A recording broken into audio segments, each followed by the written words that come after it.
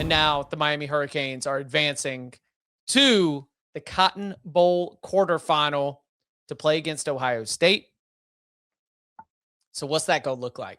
Ohio State and Miami in the Cotton Bowl on New Year's Eve. Of course, we are bringing back all of the memories of all the time that passed before that back judge threw that flag, and all of the Ohio State Miami memories. But what's the first thing that comes to mind when you think about lining these teams up against each other?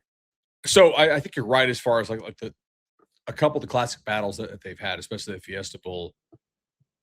I would say Ohio State's ability to cover is different. I don't think A&M secondary is quite as bad as people thought it was, but Ohio State's is extremely good. So I don't think Ohio State is going to be scared of Miami's receivers. I don't think Miami's receivers, I don't think they stink, but I don't think they're one of like the top, like they're not like top 2 or 3 left in the playoffs, And so how does Miami run the ball when Ohio State is likely able to live comfortably with an extra guy in the box? Whether that guy is Caleb Downs or whomever, I do think Ohio State can play +1 in the box and not be that scared of Miami's passing game. So can Miami's defense just turn in an unbelievable effort and make this a game that is played in the teens or low 20s? I mean, the Big Ten title game possible. If you want to say, can Miami do what Indiana's defense did? Yeah. Their D-line's better than Indiana's without what's his name, but obviously they had Daly for that game. So, and they gave Ohio State problems. I do think Indiana's backers are better than Miami's backers. That's fair. Like those guys just don't make any mistakes. They feel like they're in the right spots all the time. Not as athletic, but they just know where they are. Yeah, I just don't know if Miami will be able to run the ball against Ohio State the way they were able to run the ball today and should have been running the ball more. Because nobody's really been able to run the ball against Ohio State. Like there's been teams that put up yardage, but they needed like 35 carries to 40 carries to get there. Mm-hmm. Yeah. So I just don't know if Miami's going to be able to do that. And then if they kind of force you to be Carson Beck one-handed, I don't know if I trust Carson Beck to solve Matt Patricia. Right. I think that's fair. How does Sand look if he's pressured? Yeah, is fair. That's going to be huge because we saw the wild card here. Yeah, we saw against Indiana, he got flustered, and I do think Miami's defensive front will be able to get him to pressure him. Yeah, I would say the game plan for Miami offensively of 2-yard run on first down, trick play leading to an incomplete pass on second down, and then facing 3rd and 8 under pressure for a throwaway. Those are not going to be the ways to be able to put together a good and long successful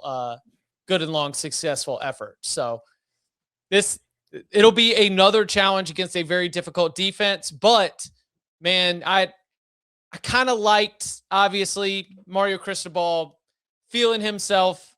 It seems very clear that they are deciding for the story that they are telling, which is their story, that something changed after the SMU game, right?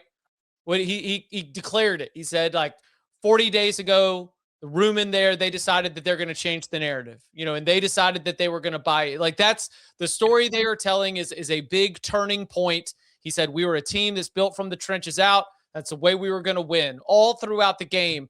Every single time that we got to hear from Mario Cristobal, he was very comfortable. I mean, a shock, I'm sure, that Mario Cristobal was extremely comfortable with the game that was low scoring, hard scrabble, bare knuckle, fighting in the trenches.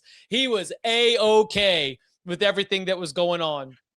So I think that he'd be happy. He'd be happy to just be in the mix and play another game that is decided in the teens, because I think that as both these offenses line up against each other, I do think that there's a higher ceiling for what Ohio State can do, even against an elite Miami defensive front, than what Miami, I think, could do against the Buckeyes defense. Yeah, and this is something I could say about every single team in the country, so don't take this personally, Miami fans.